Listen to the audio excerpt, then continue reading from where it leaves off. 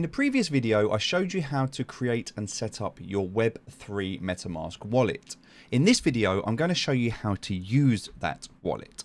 So we're using Metamask, which is known across all Web3 applications, unless you're using the Solana network, where you'll probably need to use the Phantom wallet.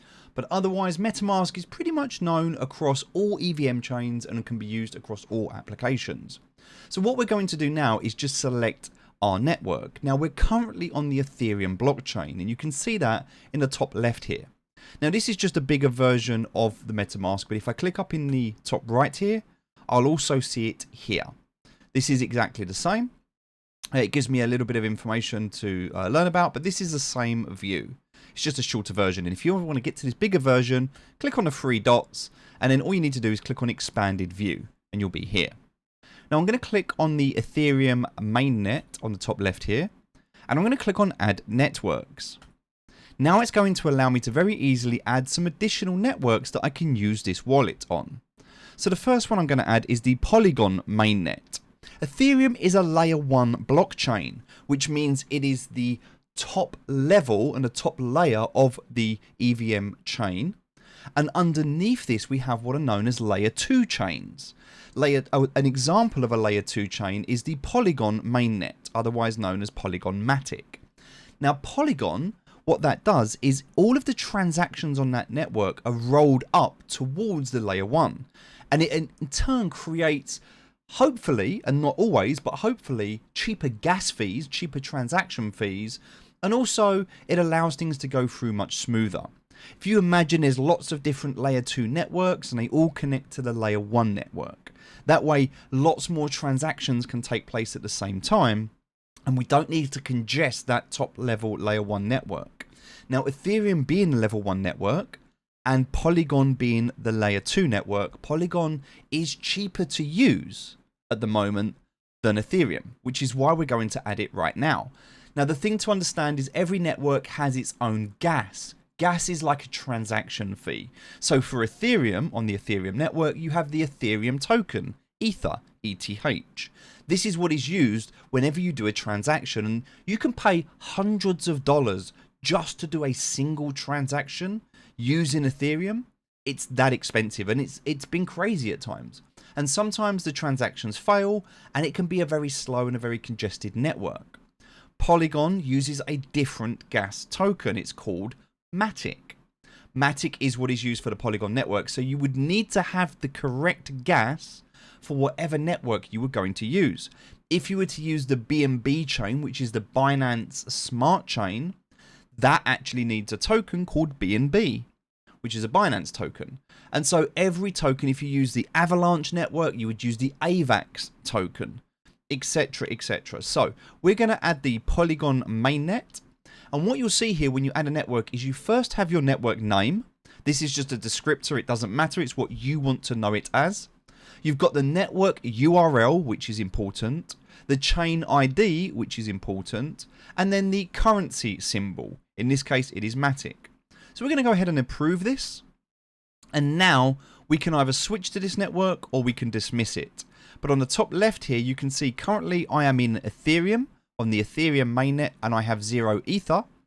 But I can now switch this to Polygon mainnet, and I am now using Polygon mainnet, so the gas is now Matic.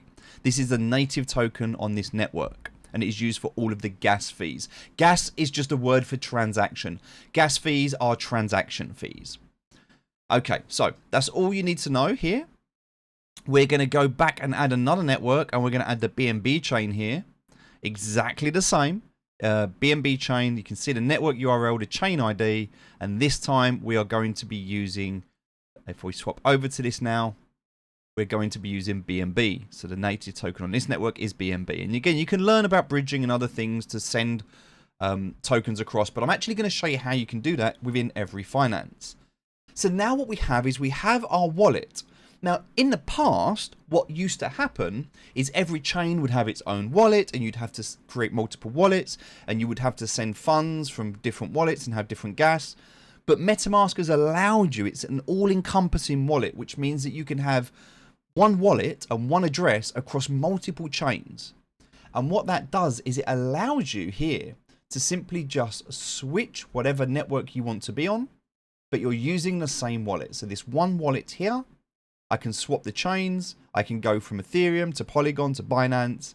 And all I need to do is just add some gas to get started. Now I'm going to switch over to a different wallet now. This was just a test wallet. I'm not going to use this anymore. You can see, oh, sorry, I'm going to close this down. You can see here there are tokens, there are NFTs, and there's the activity of this account. And if I'm on the Ethereum mainnet, for example, and I'm going to go to tokens, maybe I can't see the tokens that are in my wallet. And I might need to import the token. And to do that, you'll go to a website called coinmarketcap.com. Coinmarketcap.com. Now, we want to add some USDT, which is USD Tether. It's a stable token, which means that one USDT matches one USD. So 1 for 1 means it's quite stable and it should always be $1. There are other factors. There's still a risk involved in this. You need to do your due diligence. But overall, USDT and USDC are known as the two, and you can see them here, the third and the sixth largest tokens here. They are known. Now, we did have another one in the past, and that was on a different network, which actually crashed. And that was UST, and that was part of the Luna network. And when the Luna network crashed, so did that stablecoin. So just bear in mind sometimes that even though these are stable tokens, there is still sometimes risk associated with them. With that being said, we want to get the USDC, so we're going to click on this, and we want to look on the left-hand side to where it says contracts. Now we want to get the contract address. Now we can click on more, and we can see all of these different chains that are available.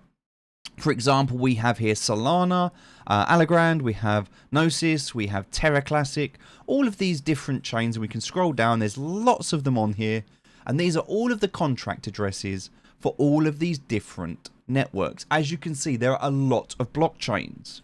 Some of them are layer 2 networks sitting underneath Ethereum, some of them are their own chain, independent chains, but basically what we want to do here is we want to copy this address to our clipboard.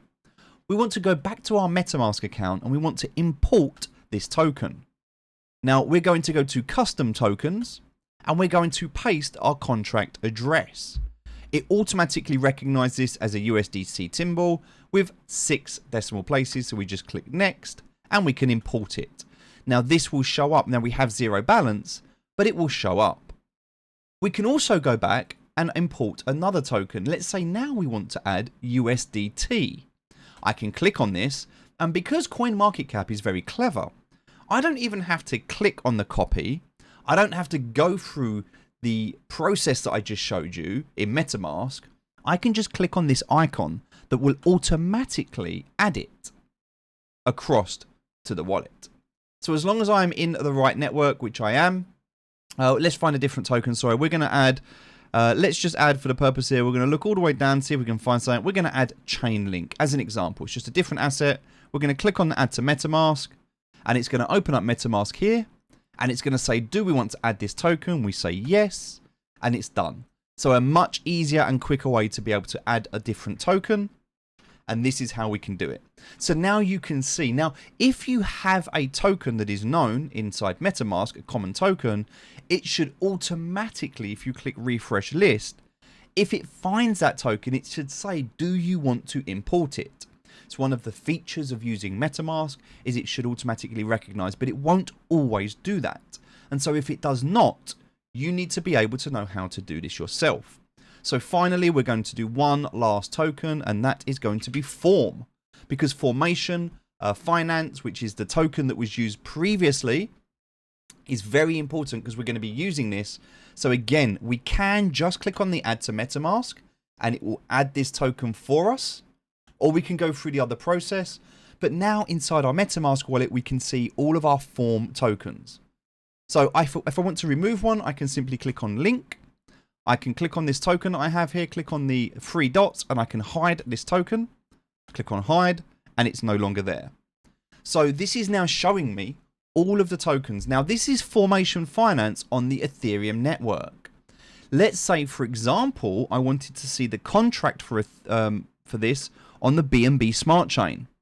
Well, I would need to first change this, and it says network is not supported, please change your network. So I click on MetaMask. I would then click on my network, which we saw that in the top left, change it to BNB chain. And now I can click on more and I can add this to MetaMask and it will do the same thing, because the token on Binance on the BNB chain is different to the token that is on the Ethereum chain. So you have to understand that if you've got your token on Ethereum, you would have to bridge it or send it across to the other network. And it's actually, it's a bit complicated, but in its basic essence, that's how it works. So just understanding the different networks, the different tokens, and even if you've got a token on Ethereum, and if you swap it over to a different chain, the balance, you would have to go into that different chain to be able to see the balance, and you'd also need to import that token. So now you know how to create tokens, you know how to create chains, and you know your way around your wallet. That's pretty much all you need to do at this stage. There's nothing else we need to worry about here, nothing else we need to go into. We're not going to do anything else at this stage, except for we're going to fund our wallet. Now, for the purpose of what we're doing in these videos, we're going to stay away from Ethereum because the gas is very expensive and you end up wasting a lot of money you don't need to spend at the moment. In the future, that may well change. But at the time of recording this video, at the beginning of 2024, I need you to understand that Ethereum is expensive. And so we're going to either use Polygon Matic, which is cheaper for gas, or for now, we're going to use the Binance Smart Chain. Binance Smart Chain, or the BNB chain, is really where a lot of forms started. It started on Ethereum and Binance. Polygon wasn't initially available, and people used Binance because Ethereum was so expensive. So most of the people who are holding tokens from the previous product, which was Formation Finance, they're holding their Form tokens on Binance. In another video, I'll actually show you, if you're holding your tokens on Ethereum, how you can bridge and swap them across to Binance. And we'll do that in the next video.